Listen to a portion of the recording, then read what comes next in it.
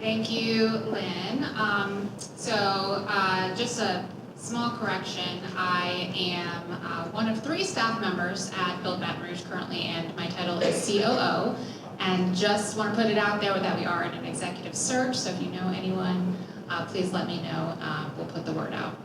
So today I'm going to be talking about how the Florida Corridor Master Plan centers equity in land use, urban design, and economic development. The study area is, as Lynn mentioned, the 12-mile-long commercial and commuter corridor that runs from the Mississippi River to the parish line. The corridor is often viewed as a dividing line within Baton Rouge, and the community has given it a name, the Great Chalk Line. Also heard the Baton Rouge Mason-Dixon Line in our outreach. And many people, not everyone, but many people refer to Florida as the southern border of North Baton Rouge. And it's not only a demographic and socioeconomic barrier, but as Lynn alluded to earlier, in many cases it also is a physical barrier as well due to street infrastructure, blight, and urban design impediments. The question we're tasked with was, can Florida become a catalyst for redevelopment that will bring the 2 halves of the parish together instead of keeping them apart? Not only a dividing line, the Florida Corridor is also the proverbial backbone of Baton Rouge. It's a historic retail corridor and most highly traveled surface road in the parish. And as I mentioned, it's traditionally divided the city, but it could become a unifying force, and that's the goal of this project. So here I just want to acknowledge the multidisciplinary team that worked on this plan with our agency. The project began with a national search, and Perkins and Will really brought together a world-class team with embedded local knowledge with Franklin and Associates, as well as Fort Tablada. And this interdisciplinary approach, it's ensured that we were leveraging the ongoing infrastructure improvements that were already in progress through Move BR and other initiatives that my partners here will speak about as well. And this team was amazing to work with, and we really learned a lot. We began the planning process with an existing conditions and needs assessment that paid particular attention to issues of equity in terms of demographics and economic opportunities. The planning area, which is a half-mile radius from the center line of Florida, represents one of the most diverse areas within the parish, but it also highlights segregation in the parish. As you can see, the pink dots are white households and the blue dots are African American households. Transportation equity is a core component of the plan as well. The western segment of Florida Boulevard, which is a Move BR priority, is in dire need of addressing pedestrian safety issues with some of the worst fatalities in the country. With high pedestrian collision rates here in Mid-City, the plan prioritizes improving sidewalks, reducing traffic speeds, and enhancing overall safety. This is especially relevant to low-income residents who rely more on walking and public transportation. The corridor suffers from a lack of tree canopy, contributing to environmental inequities. The absence of greenery combined with extensive hardscape disproportionately affects low-income neighborhoods. The master plan addresses this by incorporating green infrastructure, increasing tree canopy, and improving access to public green spaces. The urban heat island effect is a key environmental justice issue that we looked at. Areas within the corridor experience higher temperatures due to increased paved areas and lack of tree cover. These hotter areas correlate with economically disadvantaged communities, highlighting the importance of equity and environmental planning. The plan proposes more green spaces and street trees to help mitigate this effect. Several neighborhoods along the corridor face significant distress and high social vulnerability. By focusing on equitable development strategies such as affordable housing and improved access to health services and transportation, the master plan aims to uplift these communities and reduce disparities in social and economic outcomes. And here we used the CDC Social Vulnerability Index that you may be familiar with. The corridor reveals vast differences in health outcomes as well, including life expectancy, rates of chronic disease, and sedentary lifestyles. And these are most pronounced north of the Florida corridor. The plan aims to tackle these disparities through public health initiatives, walkable neighborhoods, and again, green spaces to promote physical activity. Income inequality is stark along the corridor. Some census tracts have seen an increase in households earning over $100,000 per year, while others have experienced displacement of low-income families. The master plan seeks to balance growth with inclusion by preventing displacement and utilizing tools such as land trusts and affordable housing to increase economic opportunities for residents and businesses. So apologies for the jumbled formatting here, but there are three main categories of strategies that emerged for improving the corridor. The plan's land use and development strategies focus on aligning zoning policies with community goals. This includes addressing blighted properties and creating incentives for affordable housing and transit-oriented development. The plan emphasizes equitable development, ensuring that growth benefits everyone in the community. Placemaking initiatives are vital to fostering a sense of belonging and community pride. The plan encourages investments in public spaces, green infrastructure, and urban design improvements. This will create vibrant, inclusive spaces that serve diverse community needs and enhance overall quality of life. Lastly, transportation strategies are a key focus. These include new parking and access management policies, reducing speeding on cross streets, and enhancing mobility hubs to support employment centers and the BRT investments that intersect the corridor. These strategies are designed to ensure that all residents, regardless of their economic status, have access to safe and reliable transportation.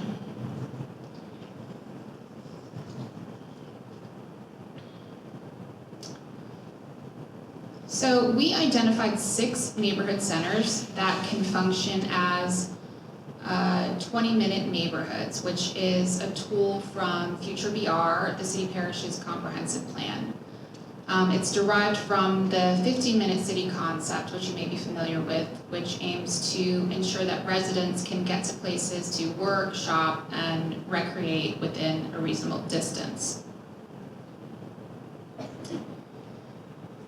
The catalyst site opportunities were vetted for feasibility and grouped by near, mid, and long-term project phases. So these are actual development sites within the catalyst, these are development sites within the neighborhood centers that act to spur economic growth.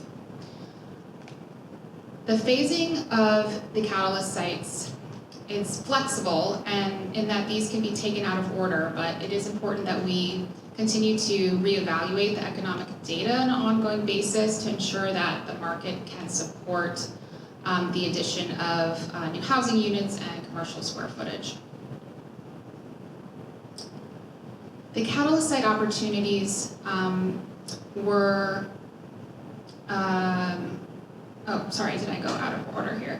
So here we have near-term, mid-term, and long-term aspirational sites. And so some of the long-term sites are going to be larger developments that might have amenities that would be more regional in nature.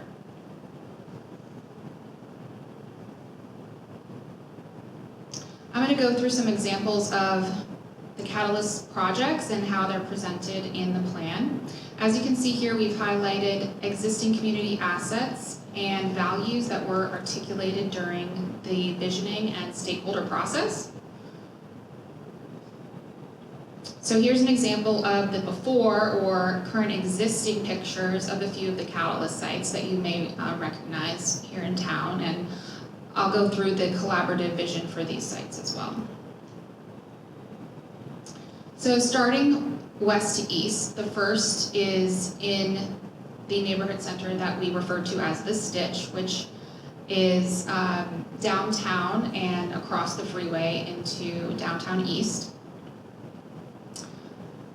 This catalyst site is a redevelopment project in the underpass of Interstate 110, turning what is currently a dividing barrier into a unifying community space.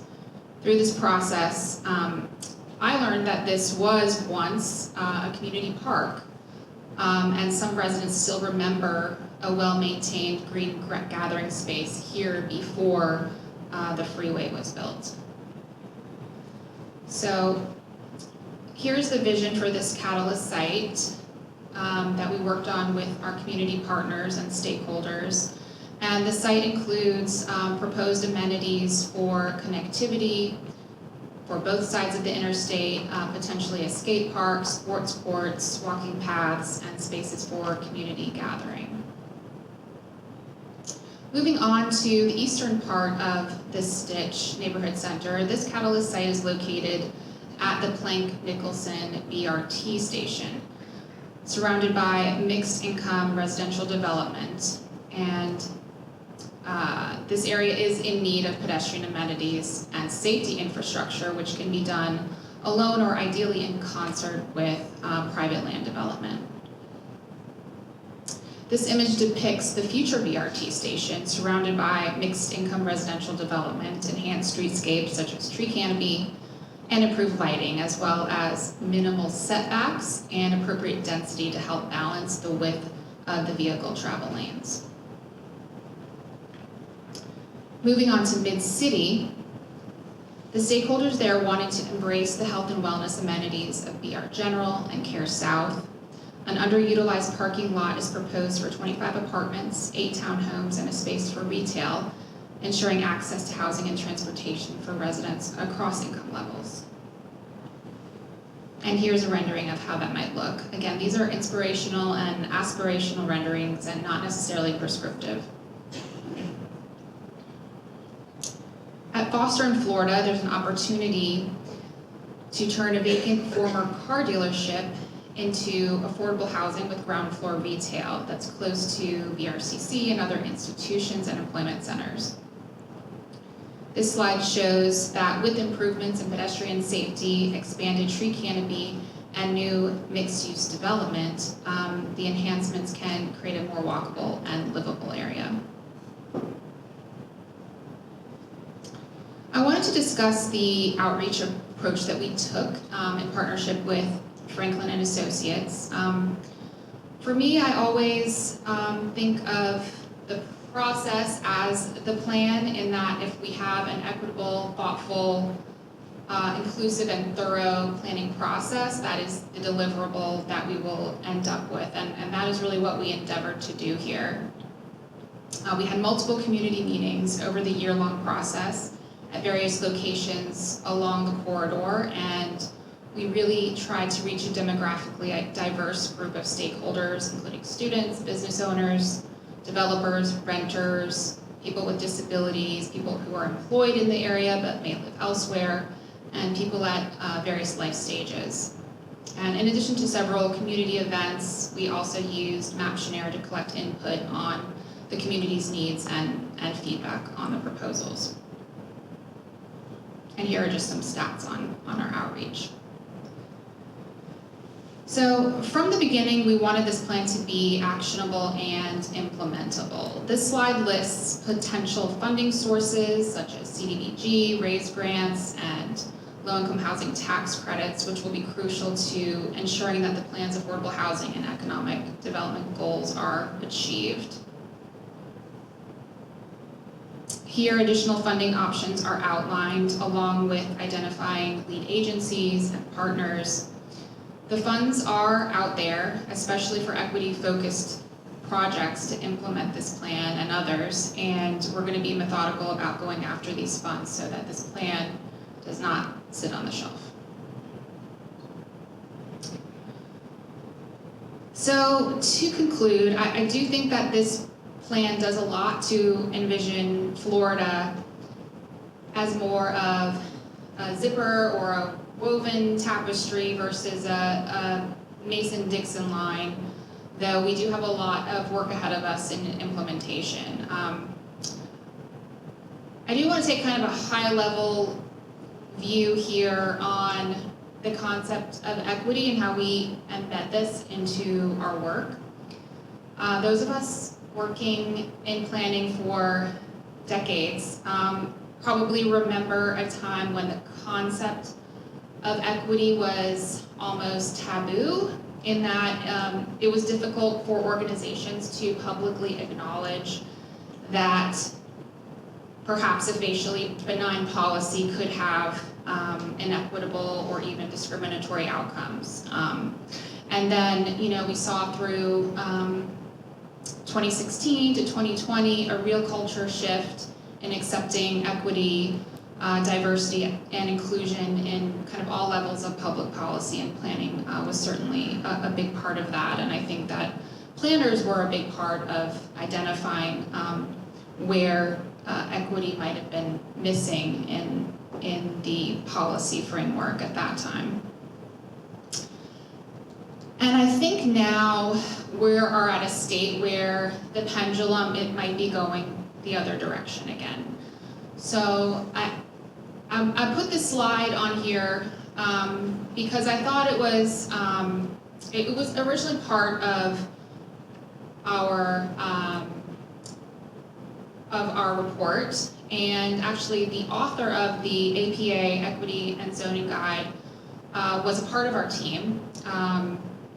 Gabrielle Bullock, an amazing AIA fellow and urban designer on the Perkins and Will team, co-authored this guide, and we spoke about it in some of our outreach engagements.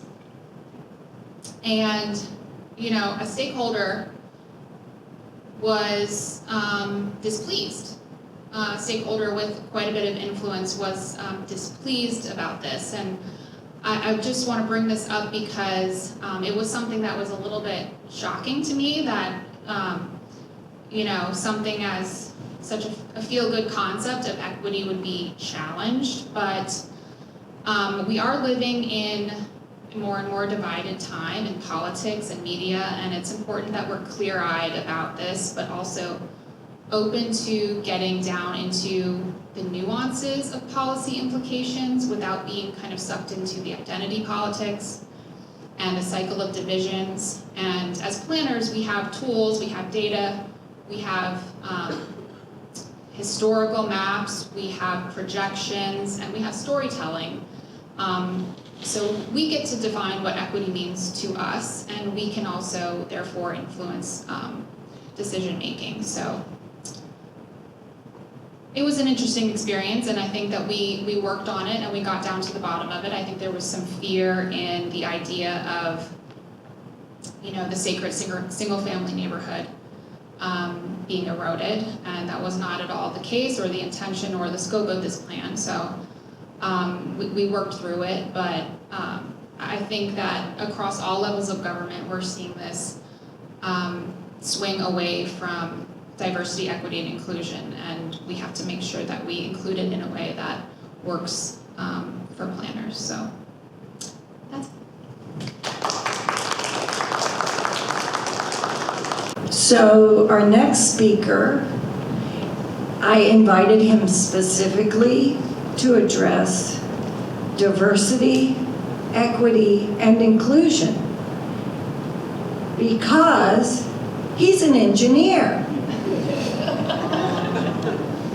We don't like to admit it, but we sometimes have to work with those guys. He also, just so you know, is a guy. And I hope you'll tell Allison that's why we didn't ask her to speak.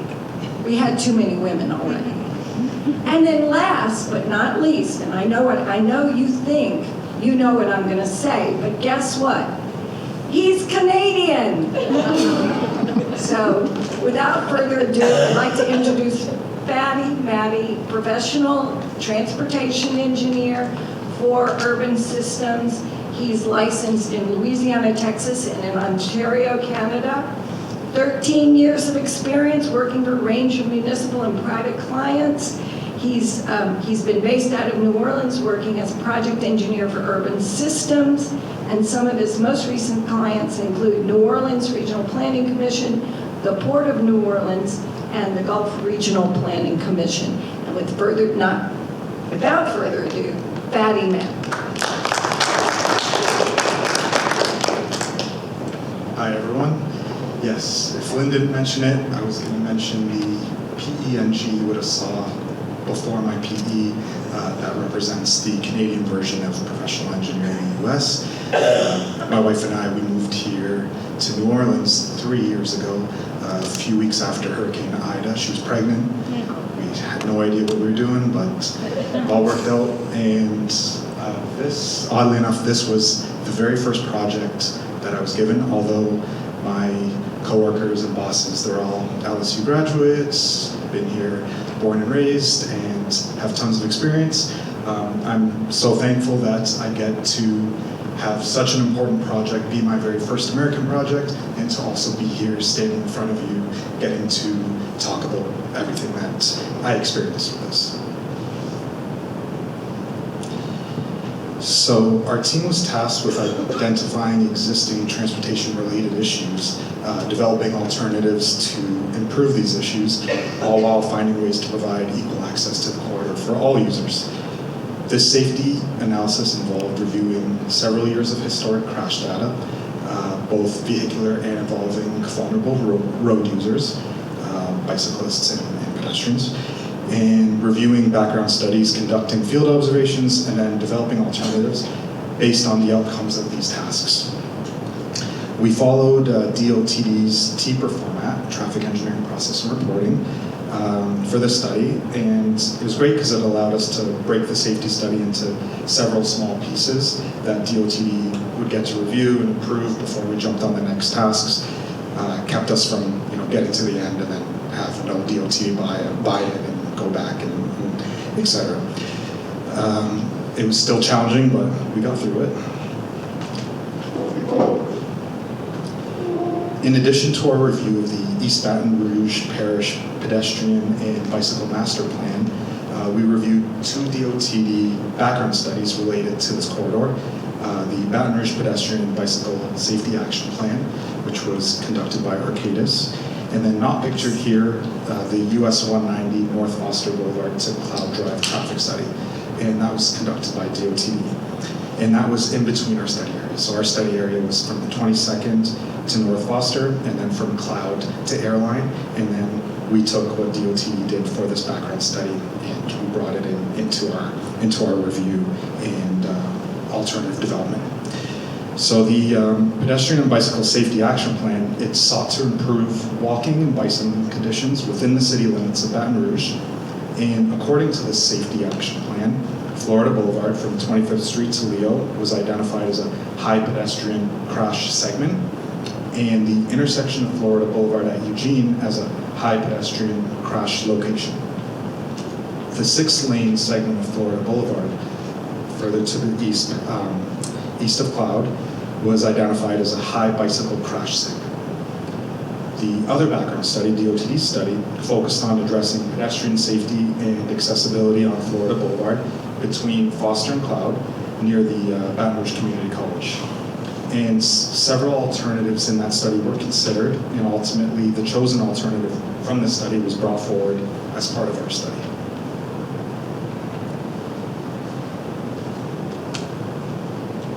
So both the previous safety action plan findings as well as our own study findings saw that there was a prominent number of permitted left turn crashes at several locations within the corridor. So these are drivers waiting for gaps in traffic to make a left turn, getting into crashes with opposing vehicles. At 22nd Street and Curtin Avenue, we saw in the crash data prominence of collisions that involved eastbound and westbound left turning vehicles during these permitted left turn phases. At Curtin Avenue, as part of the safety action plan, the findings saw that pedestrians were observed crossing Florida Boulevard, walking between stopped cars, on Florida who were queued up from Acadian Thruway to the east. The eastbound bus stop shelter appeared to also be out of service at the time of field observations. During our field observations at Kernan Avenue, we found that drivers had inadequate gaps in traffic traveling on Florida Boulevard, in addition to the congestion on the main line on Florida. So it was just making it difficult to turn left onto Kernan.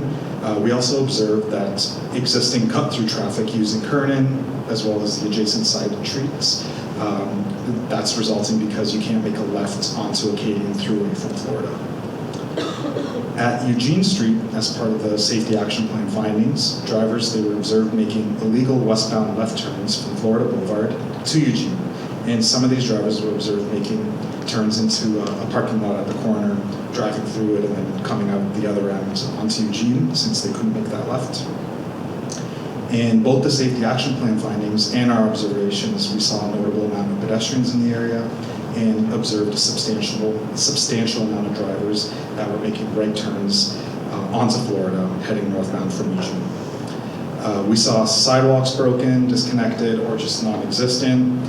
Driveways were numerous, often closely spaced, which may result in pedestrians being less protected while walking across these driveways. There were also multiple full-access median openings that may result in more potential collision conflict points. And we also found that the majority of crashes involved bicyclists. They happened when cyclists were crossing Florida Boulevard instead of riding along it. And then at the signalized intersections, we observed a lack of marked pedestrian crossings and saw that pedestrians would have to walk a long way to get to the nearest signalized intersection for a crossing opportunity, just because of how far distant some of the signalized intersections were. So, firstly, we proposed to make every single existing signalized intersection pedestrian friendly. That's the obvious. This would involve adding high visibility crosswalks with actuated pedestrian signals. So you press the button as a pedestrian, the signal reads it and starts timing down the other direction so that the pedestrian can cross. And the existing signals, they were also proposed to be upgraded to meet DOT standards. We also proposed to complete the disconnected sidewalks and build ADA compliant ramps and sidewalks at all these existing signalized intersections. We proposed that we collaborate with CATS on an ongoing basis along with DOTD to identify the bus stop relocations as necessary.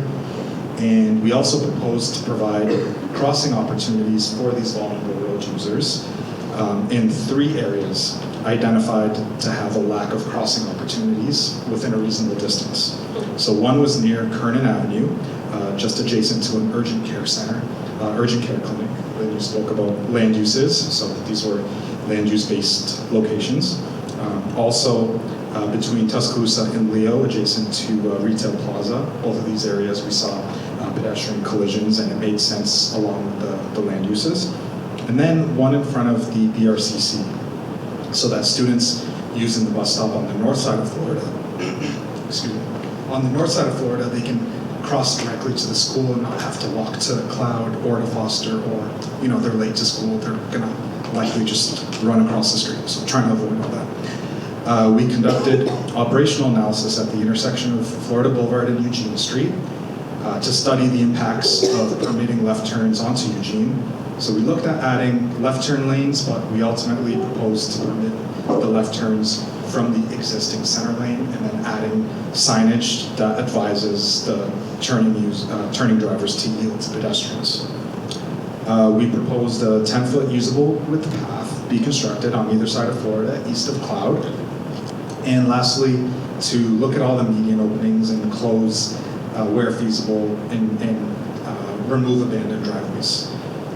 And so we're now starting the design phase of several of these improvements, and we're excited to see how everything works out for everybody. Thank you.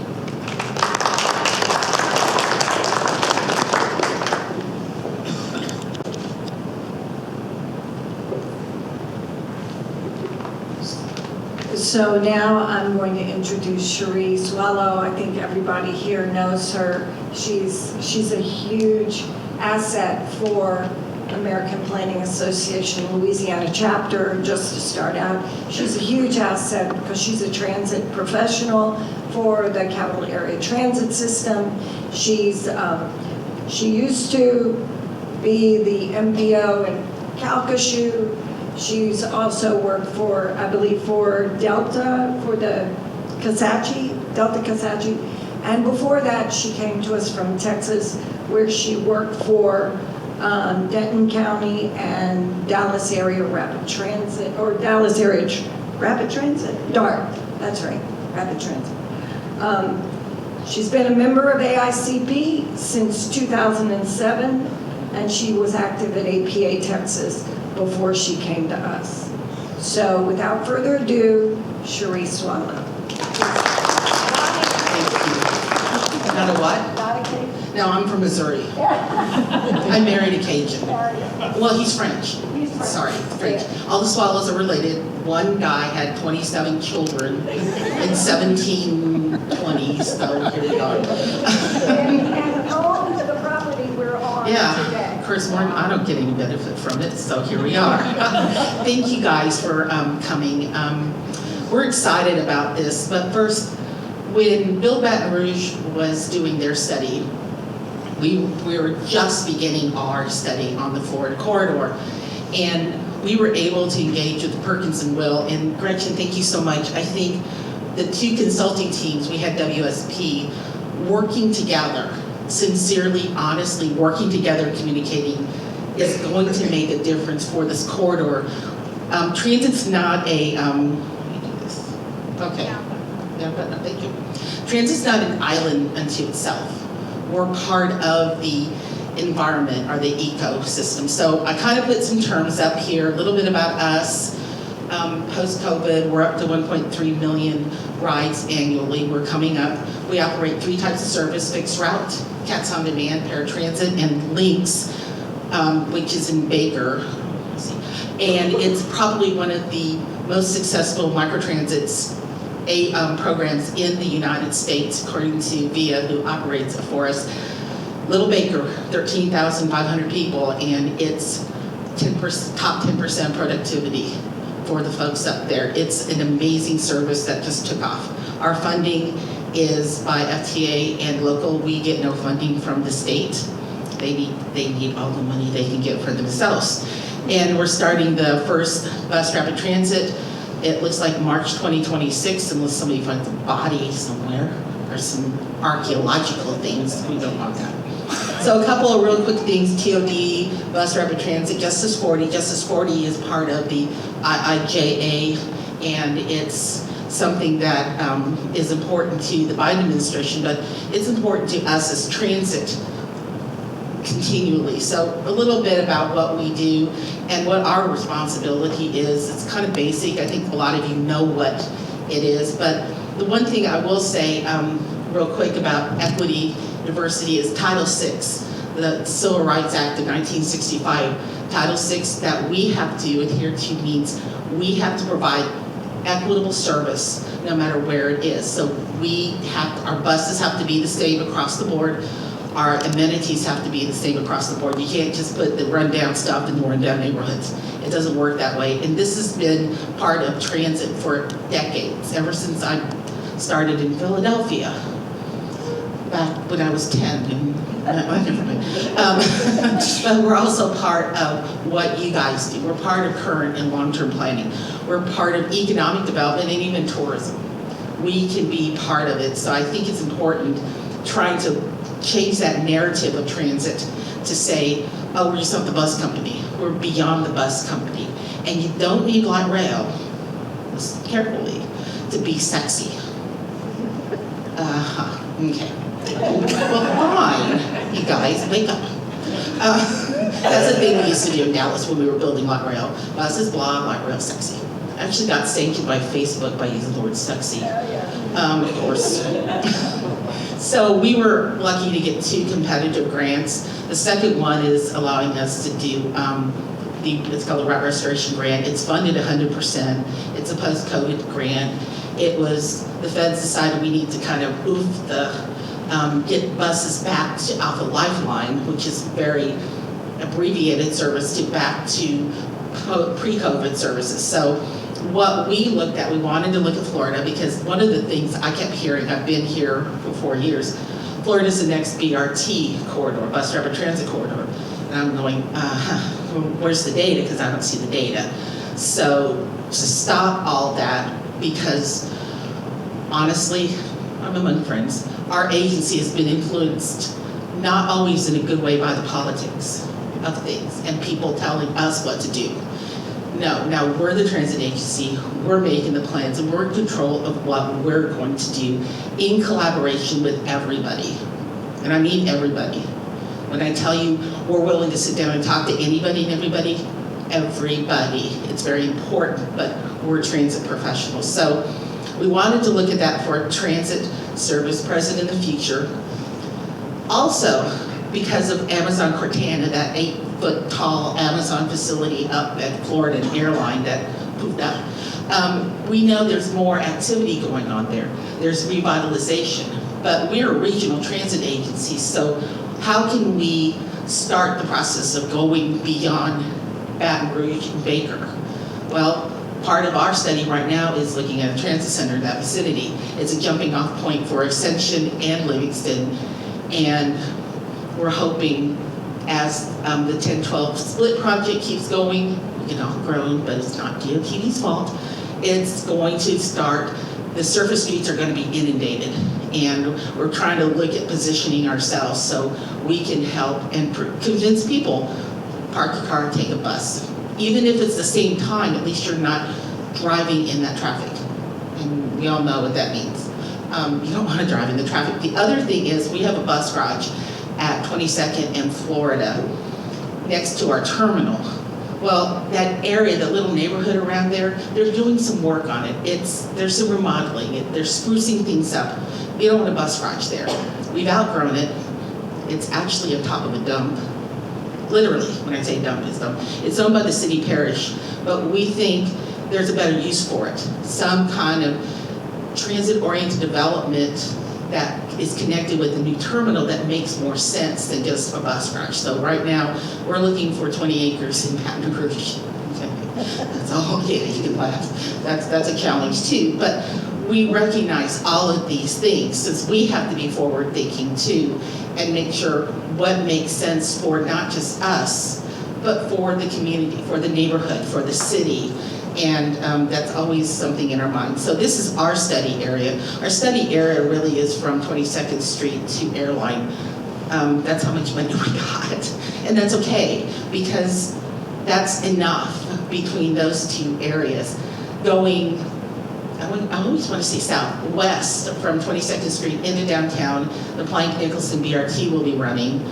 And when you talk about safety on Florida, between I-10 and 19th Street is the bane of my existence, because you have the homeless shelter and the Greyhound bus terminal, and we have people wandering. And when I say wandering, if you've not been through that area, they wander across Florida.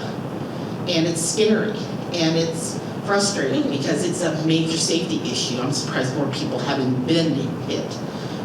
But it's something that we're going to tackle with DOTD, and I will say with my plug to DOTD, DOTD has been very good with us on the BRT system and wanting to understand urban transit systems much better, not just one size fits all for bus stops and how we operate. So we're looking at that, and we have a couple of bus routes, but the big one is the Route 44. And the Route 44 has always been the #1 route. It's like our big route that has always taken people, and so I just looked it up. From January to September, we already carried 192,000 people. The next highest route is Plank Road, and that's only 105,000. And it's getting bigger and bigger. We're looking at how do we restructure it, how do we make sure we don't do crush loads with people. So it's important. A little bit demographics, and it's small. Just the population density, the darker the area is, the more people that live there, the lighter in that corridor. And then the minority population, the purple is the people of color, and then it goes lighter when we have nothing. And just a quick snapshot. We have some new construction. The Rouses, they're building, is that a senior living apartment by the old Jerry Lane thing? So they're building that. There's a couple of stores starting. There's new businesses, but there's a lot of vacant buildings and land. So it's about 47,000 in population, almost 60% minority, almost 20% are under the poverty line, and about 12% don't have a vehicle, 0 vehicles. So it's not as if this is a choice place. A lot of these folks don't have a choice. We also noticed that coming into our terminal, we have a lot of people riding bicycles. That's their mode of transportation, and we do have bike racks on all of our buses. So our existing conditions and challenges, it's owned by DOTD, it's a state route, so we have to make sure we bring DOTD to the table too. We have a constrained right-of-way, especially at 22nd Street in Florida, there's 2 cemeteries. That's part of the reason why we need to move our bus facility away. You can't relocate cemeteries. No pedestrian crossings, it goes from 2 to 3 lanes in each direction. And it's busy. There's a lot of people coming in from Airline, from Denham Springs, from Livingston. If you come in the morning, it's jam-packed. And then people treat that as it's the next speedway. Yeah, posted speed limit 35 and people are going 50. So there's a lot of those challenges that we have to do.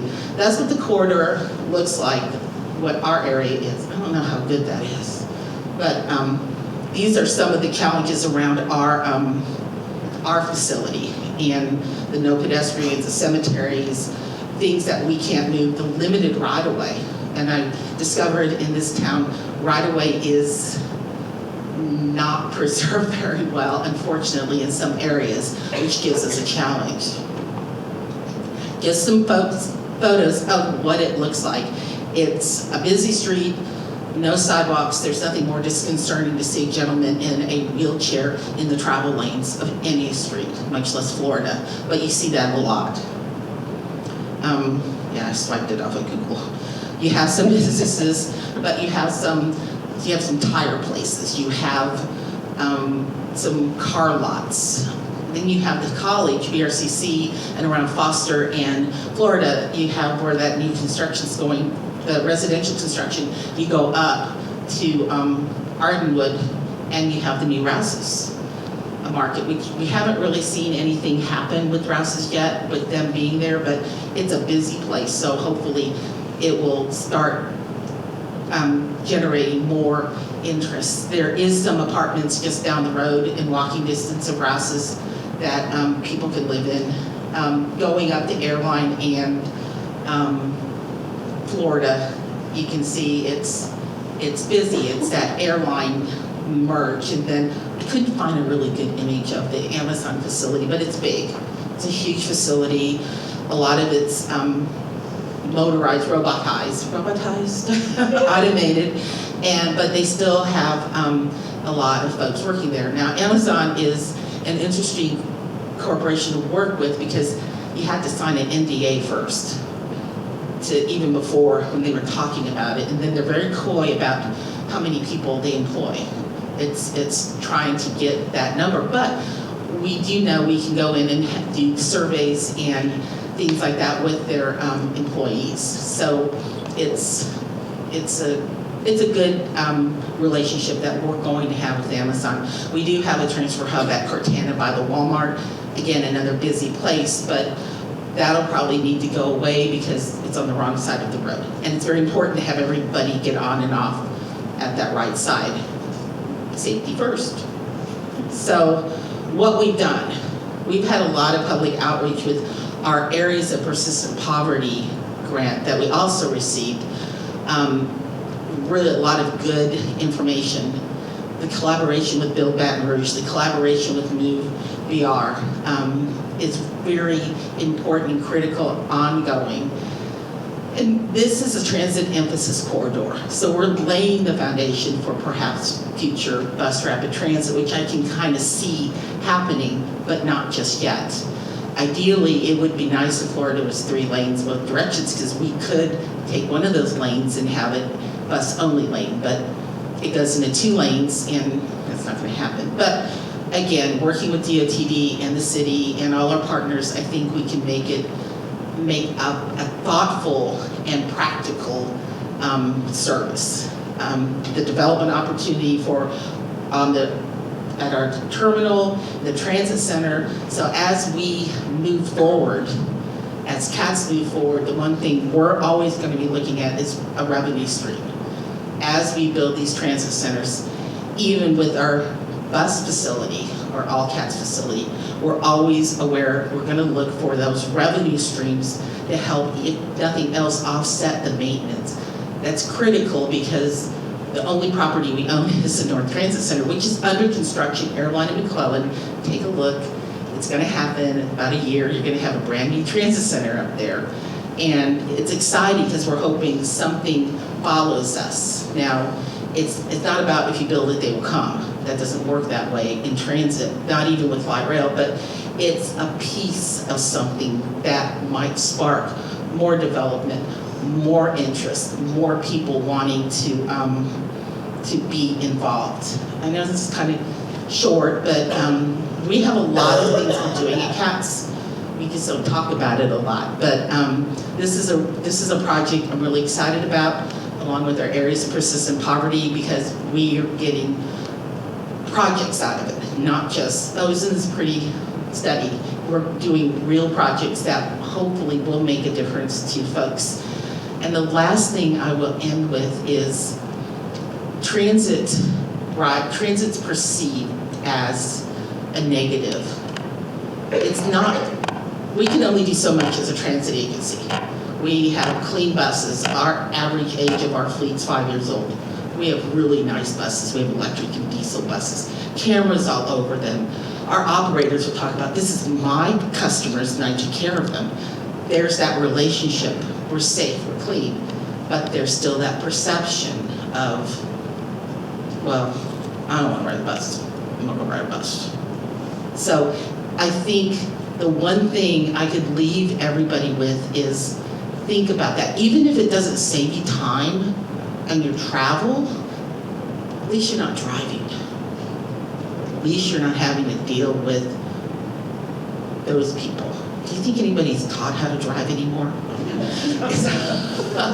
So anyway, that's it for now. Thank you so much for your attention and coming to our conference. With the expansion of the Amazon plan and all the revitalization going on in that area, moving forward, do you think working with Amazon, it'll be more of like a intentional way of looking at building in more walkable spaces, green spaces in the area when you're asking or looking at adding in more multi-family, single family in the area? As far as all that goes, and I also had a question for Gretchen as well about how did you pick your boundary lines for what you were working on for that corridor in that area? I saw that there was a red dash line and also one that kind of extended a little bit further out for the boundaries of that area. So those are my 2 questions. Sure. Is this on now?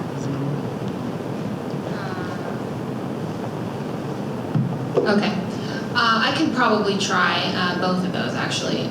So Amazon was on our stakeholder advisory committee for the corridor master plan, and as much as we tried, I actually have a friend from grad school who works for Amazon on their equity housing initiatives, and we really tried to get them involved here to do some of that work, but it's just not in their strategic plan to do that at this facility.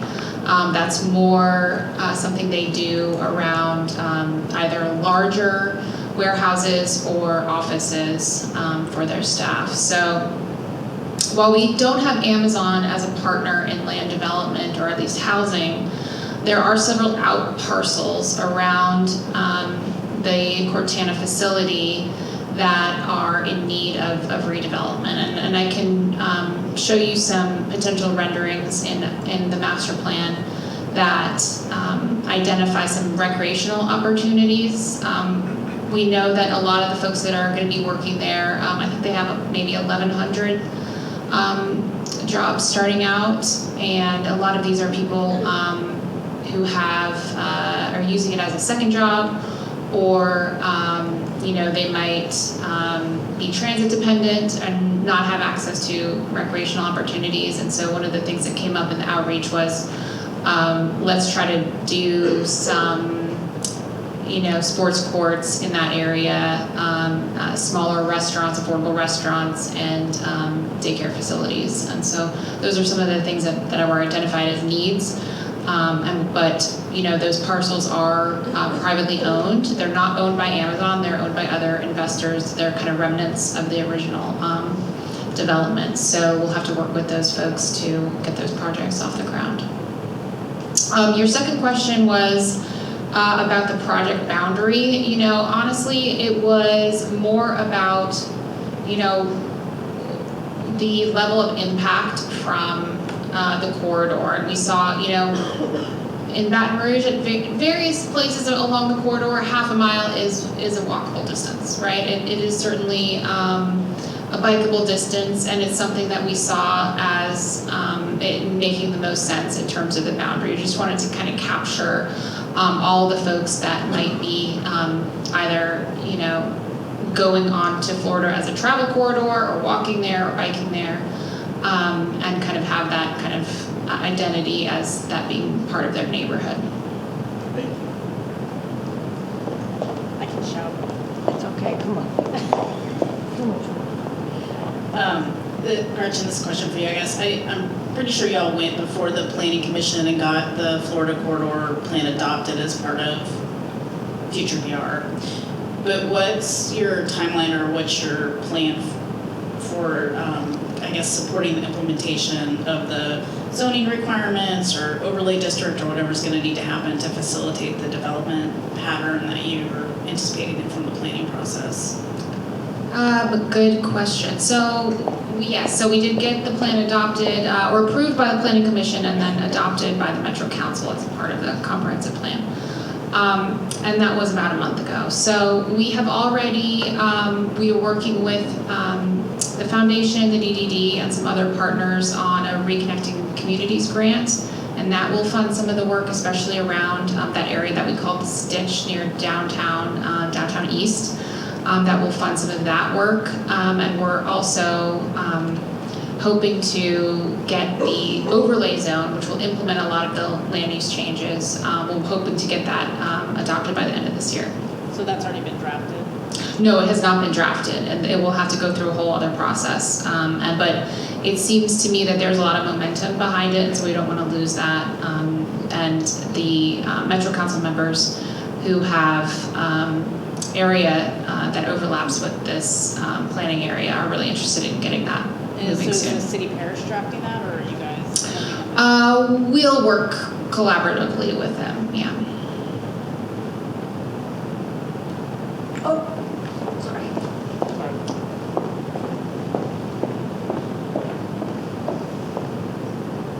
So I was curious, what are the first, I mean, you're talking about the funding part, but y'all are doing the planning work, or you're doing the design, are you already in design, or y'all are going to have little small projects that you can do first with available funding to get some momentum, or is this going to be phased in section by section? Both. So we have a framework of catalyst sites, and then kind of more overarching policy and planning goals. So for the catalyst sites, these are mainly in the private realm. So we'll either work on public-private partnerships, as a redevelopment authority, or we'll help private developers get public finance through a different agency, and we'll work on tackling blight in areas adjacent to these catalyst sites. Generally though, the implementation of the plan is quite a large matrix of different partners. So it's not really just on Build Baton Rouge to implement the plan.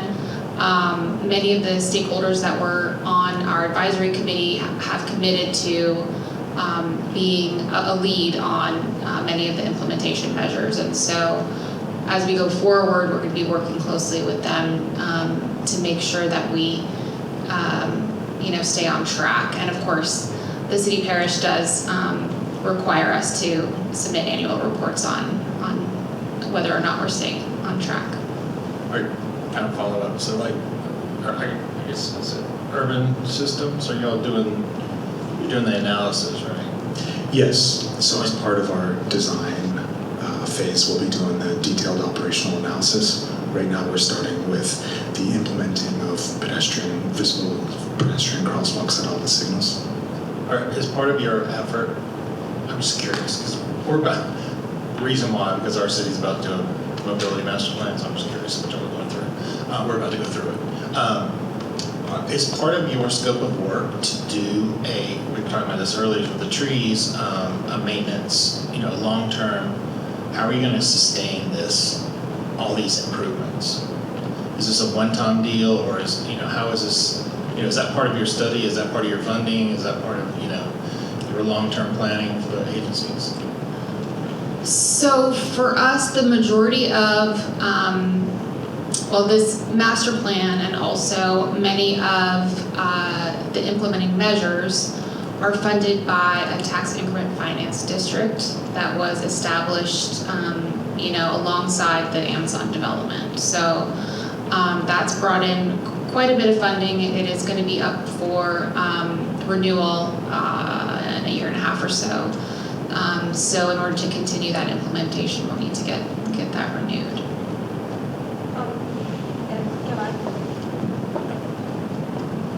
And in terms of like some of the maintenance of like what you're talking about, trees, or as Dana mentioned, green infrastructure, which includes trees, that is a big issue, particularly for the Florida corridor, because remember, it is owned by DOTD. It adheres to the federal guidelines through FHWA, and in the funding, because we have a grant for Florida, an infra grant, there's no maintenance. It is not included. And this has become an issue definitely for the city parish, because this is a Move BR, therefore city parish project. And so, yes, it's again, one of those many, many, many challenges that we're dealing with on Florida for a lot of different reasons. Within the right-of-way, though, with those signals and all of that, of course, we have a pretty good maintenance program. And then you have the overlay through DOTD to keep your pavement, when you can get it done. Okay, so does that help too? Yeah, that helps. I was just really curious because we're almost to the point, and I'll throw Dana in there, so she did to me.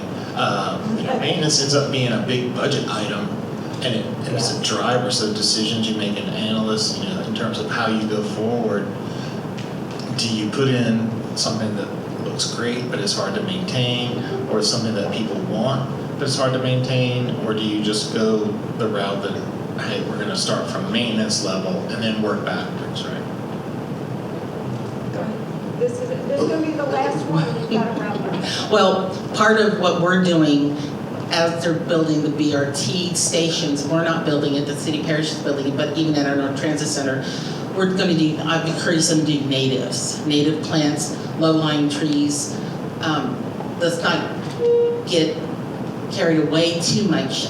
Sometimes a cluster of trees, while it's a canopy and it's important, it's a safety issue too. I worked at the University of Louisiana Lafayette, and part of it, you had all those beautiful trees on campus, but they weren't really lit well, and you had areas where somebody could just jump up and do things. But it's that balance, and you have to, that's actually, that's my big beef with the Biden administration right now and previous ones. Give us capital money till the cows come home, but you don't give me any money for an O&M. And I think people in my office are tired of me talking about it, but it's true. We can't do much. You want us to expand service, you want us to do X, Y, and Z, but I need more operating funds too. And it's not like we're being careless with our money. It's very frustrating. Everybody's dealing with that, and maybe that's something that you go back to your congressional delegation and say, this is great, but how about some O&M money too? Well, again, a round of applause for our panel, please. Thank you so much for joining us today.